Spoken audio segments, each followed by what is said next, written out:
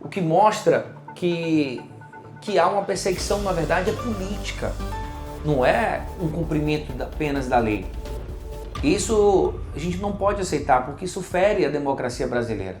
Ter o ministro Alexandre Moraes como grande xerife do Brasil, isso não é democracia, isso é autoritarismo. Então a gente vai lutar, sim, por justiça, proteger a democracia e o devido processo legal.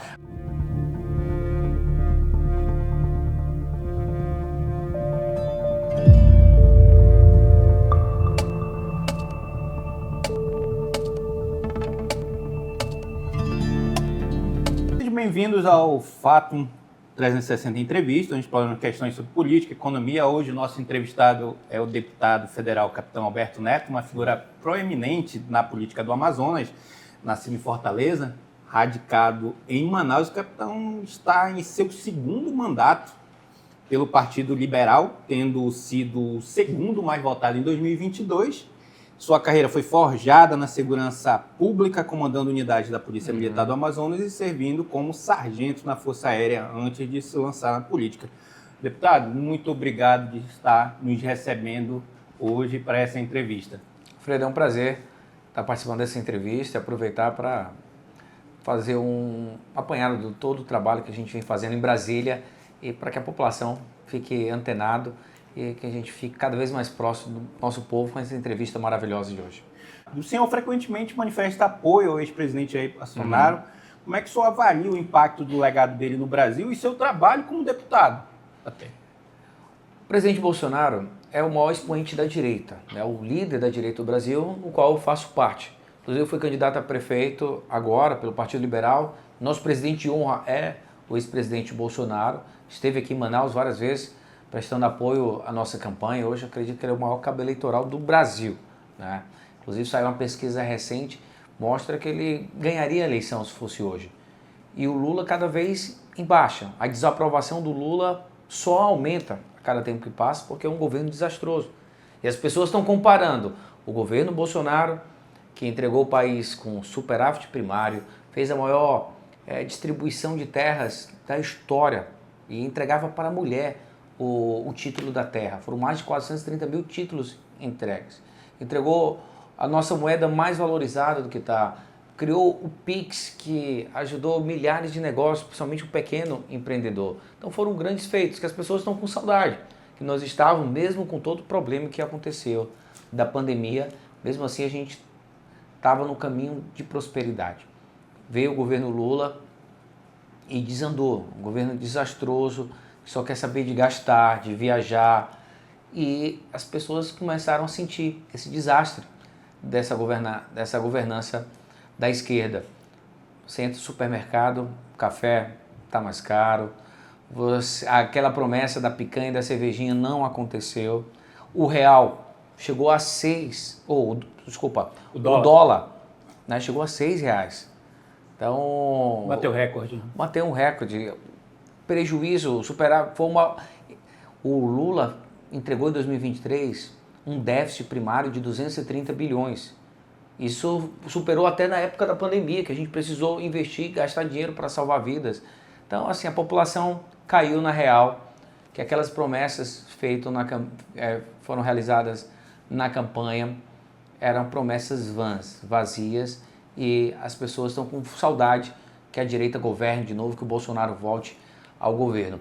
Eu sou da mesma linha, de direita, fui candidato a prefeito, agora fomos para o segundo turno, quase 480 mil votos, uma votação histórica, expressiva, onde nós consolidamos o nosso nome na política, mostrando grandes projetos para a cidade de Manaus. Como deputado federal, tenho 7 leis aprovadas, 3 delas estão fazendo a Zona Franca de Manaus. O programa Brasil Semicondutores é um projeto de autoria do capitão Alberto Neto, que vai fazer com que novas indústrias da área de semicondutores, que é a indústria do chip, se instale aqui gerando emprego e renda.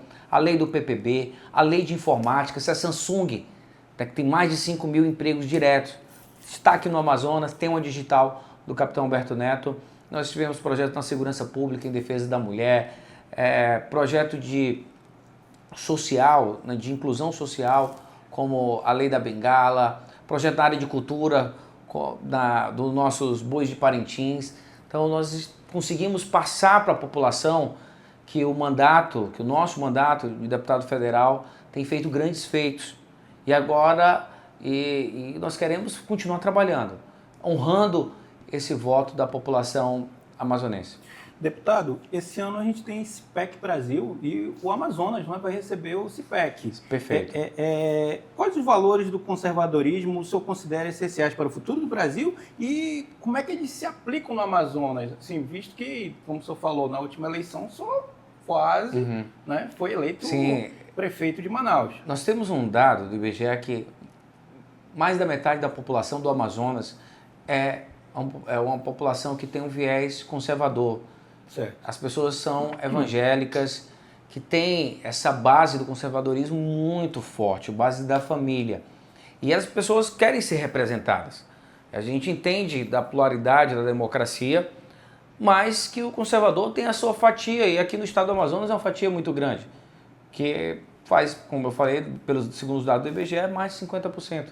E o CIPEC vai fazer com que essas pessoas que têm o viés conservador se organizem, que estudem mais essa pauta, tragam exemplos do mundo inteiro, que vão ter gente, esse CIPEC vai ter gente dos Estados Unidos, vai ter possivelmente o presidente da Argentina, que está fazendo o Milei, que está fazendo um grande trabalho na Argentina, tirando o povo da miséria, da economia era um verdadeiro desastre, com medidas de direita. Hoje alguns brasileiros têm inveja da Argentina. Imagina. Posso afirmar isso? Pode afirmar. Para você ter ideia, teve um movimento inverso. Antes do Milei, os brasileiros estavam indo para a Argentina, para o turismo, porque a moeda lá muito desvalorizada perante o real. Sabe o que aconteceu nesse último verão? Os argentinos invadiram o Brasil de maneira positiva com o turismo, gastando a sua moeda, porque a economia lá melhorou com uma política de direita. Então, tu vê que a direita ela começa a retomar o poder. Na Argentina, tomando também de um governo de esquerda, que foi desastroso lá na Argentina. Sim. Nos Estados Unidos, o governo Biden também, assim, fez com que a economia americana não tivesse a pujança que sempre teve. Então, as pessoas tiveram com saudade e voltaram novamente no Trump. E, na Europa, vários, como na Alemanha, por exemplo, conservadorismo voltando. Na França em si, foi uma eleição muito disputada. Sim. Então você vê, o Parlamento Europeu é majoritariamente de direita, conservador. Parlamento conservador. E você vê que esse caminho vai acontecer aqui no Brasil em 26. Nós vamos voltar ao poder, a direita vai voltar ao poder porque as pessoas estão com saudade e estão decepcionadas com esse governo desastroso do Lula. Então, tem números que o amazonense ele se identifica e ele é conservador? Sim, os números são esses. Você vê que 52% da população é evangélica, que tem um viés conservador, a família como uma base da sociedade, os valores do conservadorismo estão entronizados, né, desde criança na família amazonense. Então, é um momento do CIPEC de a gente divulgar mais o viés conservador e aprender com gente de outros países. Vai ser uma troca de informação muito interessante. Inclusive, vou dar uma palestra no CIPEC, que eu vou mostrar as riquezas que nós temos no estado do Amazonas, né? São riquezas não só para mudar o estado do Amazonas, mas nós temos riquezas aqui para mudar o Brasil. A gente tem o potássio lá em Altazes, e tem várias regiões que tem potássio em Taquatiara, por exemplo. Nós temos o fosfato lá em Apuí. Nós temos a maior base de gás natural terrestre do Brasil, está aqui. Então, logo, logo, nós tivemos a exploração do gás aqui no Campo do Azulão, lá em Silves, mas logo vai ter em outros lugares também, trazendo desenvolvimento para o nosso estado. Tem a biodiversidade, tem o viés do turismo, que é muito forte e que a gente precisa melhorar a infraestrutura. Então eu vou mostrar nessa palestra, e eu não posso falar tudo agora, mas abrir o mapa do Amazonas e mostrar as riquezas, as minas que nós temos de riquezas no nosso estado, e não tem motivo para o nosso povo ser tão pobre. O interior do Amazonas tem os municípios mais pobres do Brasil, só que nós estamos sentados na maior riqueza do nosso país. Então isso é uma crueldade com a população, uma crueldade com o nosso povo, ter escravizado o nosso povo para viver na miséria. E nessa palestra eu quero mostrar aqui como nós vamos trabalhar para destravar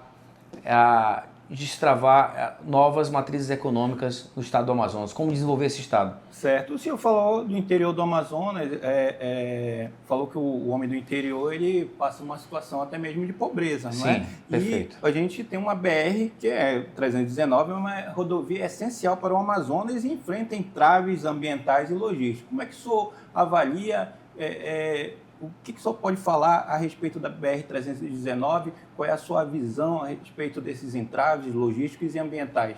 A BR-319, para a gente, é o nosso maior sonho. Ter a dignidade de sair do nosso estado, andar pelo nosso país, via terrestre, pegar o seu carro e para onde você quiser ir. Ter o direito de ir e vir. Isso me deixou muito triste quando a Marina Silva questionou se a BR-319 era só para passear.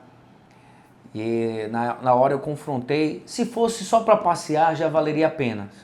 Mas não é só para passear não, é dar o direito de ir e vir. As comunidades indígenas que estão ao redor da 319 têm direito à saúde, é segurança para o nosso povo. Inclusive eu fui relator de um projeto que coloca a BR-319.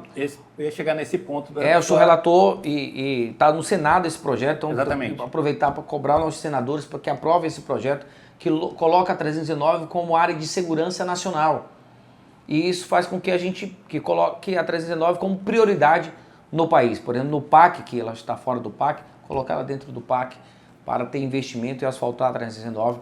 Agora a gente tem um entrave ambiental muito grande, que na época do Bolsonaro foi uma guerra lá com o Tarcísio, com o presidente Bolsonaro, e nós conseguimos destravar. O licenciamento prévio que garantiu o asfaltamento, nós conseguimos no final do governo Bolsonaro. E infelizmente no governo Lula nós perdemos, pela incompetência desse governo, nós perdemos o licenciamento. Há uma pressão muito grande também de outros órgãos, como o Ministério Público, então a gente tem a parte política do governo Lula, representado pela Marina Silva. Nós temos o Ministério Público aliado com a Marina Silva, tentando travar o asfaltamento da 319. O senhor falando isso, eu aproveito para perguntar como é que pode dialogar com parlamentares de outros espectros ideológicos, né, para aprovar esse projeto que é de interesse, imagina, de todo homem amazonense e interesse nacional, né, porque integra o Amazonas ao resto do país. Eu falei para a Marina Silva, durante uma audiência lá na Câmara dos Deputados, que ela liga o asfaltamento da 319 com o aumento do desmatamento. E mostrando os números desse governo, a BR-319 não foi asfaltada e o desmatamento só aumentou. Eu expliquei que, muito pelo contrário, o asfaltamento da 319 vai fazer com que a gente consiga colocar uma Polícia Rodoviária Federal, que os órgãos de fiscalização tenham facilidade de chegar. Porque quando o Estado não se faz presente, um Estado paralelo se equipa. E aí aumenta o desmatamento porque não há uma fiscalização.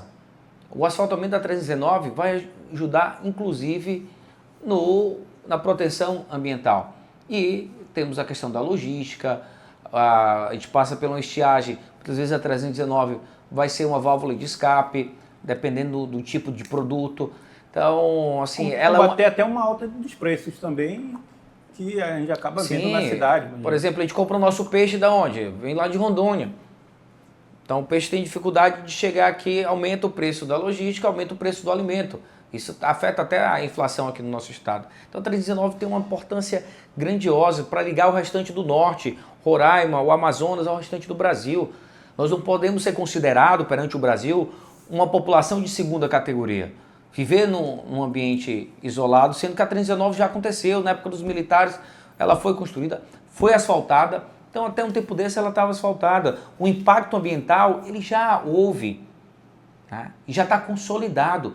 Quando não tem um asfalto, faz com que o Estado não consiga fiscalizar e aumente o desmatamento. Então nós temos combatido, felizmente com esse governo, eu não tenho esperança nenhuma de asfaltar a 319 enquanto a Marina Silva estiver dentro do Ministério. O cenário econômico atual mostra uma inflação persistente, dólar em alta. Né? Na sua visão, quais os erros do governo Lula estão contribuindo para essa situação e o que o Congresso pode fazer para corrigi-los? O governo Lula erra em vários pontos. Quando ele tenta aumentar os impostos no nosso Brasil, se o imposto está mais caro, o que é que o empresário faz? O empresário não absorve esse imposto, ele passa para o consumidor. Quando ele passa para o consumidor, o produto fica mais caro. Se o produto fica mais caro, inflação. Além disso, ele faz algo que é muito ruim para a economia, que nós chamamos de expansão dos gastos públicos. Se ele aumenta os gastos públicos, ele aumenta a dívida do governo. Se ele aumenta a dívida, ele enfraquece a nossa moeda. A nossa moeda fica cada vez mais, ele tem que imprimir mais dinheiro. Então, aumenta isso também, o principal motivo também da inflação é essa expansão monetária do governo. Ele gasta muito, se ele gasta muito, ele precisa recolher mais recursos. Então, nós aumentamos o número de impostos, aumentamos a arrecadação, mas nós triplicamos os gastos. Então, não equilibrou. E quem está pagando essa conta é o povo brasileiro quando entra no supermercado e vai comprar o café e vê que o café está um absurdo de caro. Então, na sua visão, a falta de equilíbrio fiscal do governo Lula é o que vem causando essa alta de preço na gasolina? Sim. O Congresso, por exemplo, o Congresso tem que barrar todas essas medidas econômicas desastrosas do governo.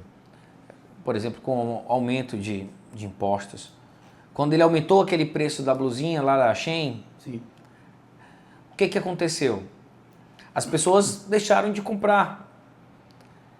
E qual o impacto das pequenas lojas que tinham comércio em relação a esse tipo de produto? Então, há um desemprego. E impactou nos Correios. Os Correios começaram, além da corrupção que existe no governo, os Correios começaram a dar prejuízo, porque não vinha mais os Correios que distribuíam esses produtos. Hoje o Correio está quebrado no nosso país. Então, mesmo ele achando que o aumento de imposto vai resolver o problema fiscal, não está resolvendo. A gente chama isso de curva de Laffer.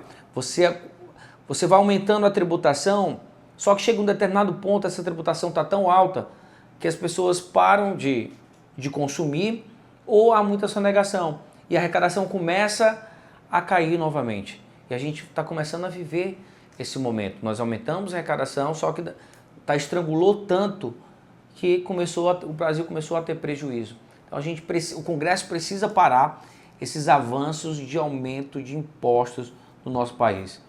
A gente está muito preocupado, porque vão vir novos projetos aí por exemplo, ele tem um projeto que chama de taxar o super rico. Parece muito, isso aí seria maravilhoso. O rico vai contribuir mais. Faz todo sentido isso. Só que na prática, quando a gente observou essas taxações em outros países, o que o rico fez? Foi embora.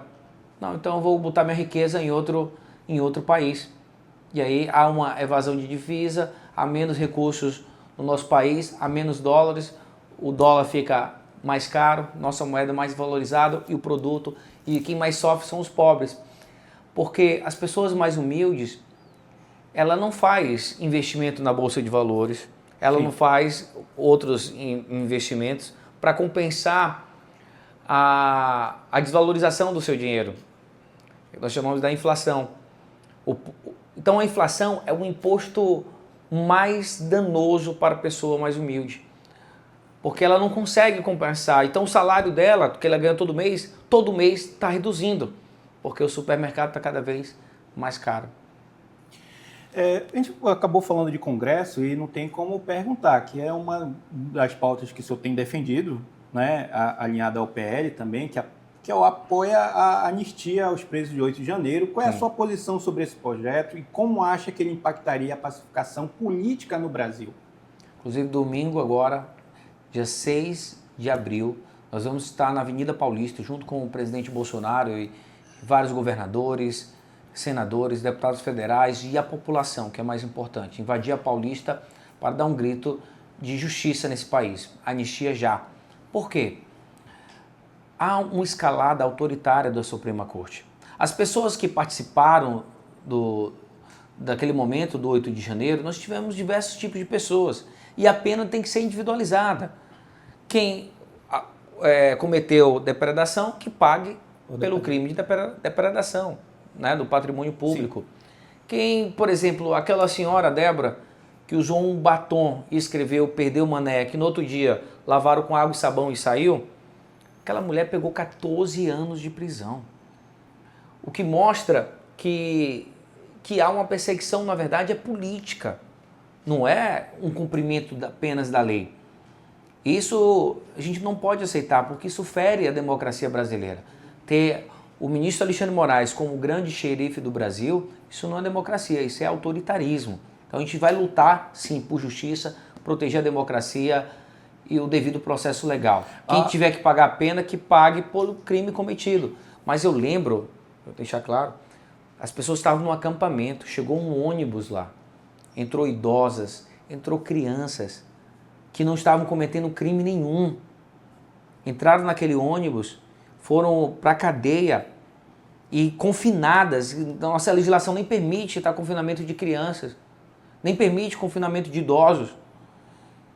E nenhum órgão dos direitos humanos, nenhuma comissão dos direitos humanos esteve presente. Sabe, dependendo da narrativa, eles trabalham de uma maneira. Teve uma pessoa, só para aumentar aqui o discurso, nós temos uma pessoa que morreu, o Clezão. Sim, o Clezão. O Clezão morreu dentro da cadeia. Imagina, o Ministério Público Federal falou: ministro, o Clezão está doente, ele precisa sair da cadeia, fazer os exames, cumprir pena em casa. Prisão domiciliar. Prisão domiciliar. O ministro Alexandre de Moraes negou. E essa pessoa morreu, deixou 2 filhas órfãs. Isso é muita crueldade. Então não é uma justiça que estão se fazendo. Na verdade, é um autoritarismo, é uma perseguição política. Que isso precisa ter um fim. O Brasil precisa virar a página. A gente tem que quebrar esse retrovisor que tem causado muito mal ao nosso país. E a anistia vai fazer com que o Brasil vire a página e siga em frente. Opositores da anistia, há quem diga que ela poderia beneficiar não só os manifestantes, mas também figuras políticas, como o ex-presidente. O senhor acha que o projeto deveria ser ampliado para incluir líderes políticos? Olha, o que eu acho, por exemplo, que o presidente Bolsonaro está sofrendo uma grande injustiça. Certo. Essas pessoas, o Bolsonaro e os seus aliados, já estão entrando num processo condenados. Porque o ministro Alexandre de Moraes, ele se diz vítima, ele é o procurador, ele acusa e ele que vai fazer o julgamento. Isso me parece está muito parecido com a Santa Inquisição. Então, essas pessoas já estão entrando condenadas, então não vão ter, eles vão sofrer injustiças. Estão sofrendo já. Mas o presidente Bolsonaro, liderando esse processo, ele falou que não quer entrar nesse processo de anistia. Não. Que essa anistia são as pessoas humildes que estavam lá, revoltadas com como foi o processo político, o processo da campanha, como o ministro Alexandre de Moraes... Processo eleitoral da campanha, como o ministro Alexandre de Moraes interferiu no processo, então causou uma revolta no povo. Tanto que teve um jornalista que criou a Operação Vaza Toga, que conseguiu informações preciosas, mostrando que o ministro Alexandre de Moraes estava perseguindo. Ele falou: eu quero pegar o Eduardo Bolsonaro. Então foi um processo eleitoral enviesado. E isso causou uma revolta na população. E as pessoas foram lá para protestar, só que no meio daquela confusão, alguém atirou uma pedra e começa aquela depredação, aquele efeito manada, e nós vimos o que aconteceu. Né? Mas que a gente não pode cometer injustiças. Isso a gente tem que lutar sempre. O senhor colocou até mesmo a da questão do ex-presidente Bolsonaro e do ministro Alexandre de Moraes, enfim, como nós estávamos conversando. Sua opinião referente à situação das interferências do STF nas pautas políticas, inclusive o STF legislando. Qual a sua opinião? Como é que o senhor avalia? O que pode ser feito? Eu comparo a interferência do ministro Alexandre de Moraes no processo eleitoral muito parecida com, o pessoal das antigas vai lembrar, do Campeonato Brasileiro de 2015, que aconteceu a máfia do apito. O jogo aconteceu, né? Tava lá o Flamengo e o Vasco, tava lá o Lula e o Bolsonaro. Mas e o juiz? No futebol, ele dava uma falta próximo da área, dava um pênalti que não aconteceu. No processo eleitoral, ele não deixava a Michele aparecer no programa eleitoral, ele não deixava de fazer live, algumas redes sociais, como o do Nicolas, foram barradas. Então, tudo isso, esses pequenos, como a eleição foi muito apertada, essas pequenas interferências prejudicou o processo eleitoral. A justiça, a estátua da justiça, que a Débora escreveu lá de batom, perdeu o mané, a estátua ela tem uma venda para mostrar que a justiça é imparcial. Sim. Mas nessa eleição, a justiça cortou a venda e estava destinada a derrotar o presidente Bolsonaro. O que o senhor... Pra gente dar... E agora, como reverter isso? Não tem outra maneira. Na nossa Constituição, o Senado Federal tem a responsabilidade de fazer esse contrapeso com os ministros. Infelizmente, nós temos um Senado acovardado que olha para a Suprema Corte nessa escalada autoritária e se cala por diversos motivos. Ou por covardia, ou porque tem interesse de processos que estão lá no STF. E a população está enxergando isso e está muito decepcionado com os nossos políticos. E isso vai ter um reflexo nas eleições em 26, não tenho dúvida disso. Aproveitando já entrando em eleições de 2026, o senhor acredita que com um Senado mais conservador será possível pautar até um impeachment de um ministro do STF? Olha, em 26 nós temos que fazer muito parecido com os Estados Unidos. O Trump, quando volta à presidência da República, ele volta agora com a maioria da Câmara e com a maioria no Senado. Com essa maioria ele consegue fazer as mudanças necessárias, porque hoje o Congresso tem muita força. Se a gente não tiver a maioria, seja qual for o presidente, vai ter muita dificuldade de governar o nosso país. E eu lembro quando, uma reunião que nós tivemos com o presidente Bolsonaro, ele usou uma frase do Arquimedes, um grande físico da nossa história. Ele falou, me dê um ponto de apoio e uma alavanca que eu mudarei o mundo.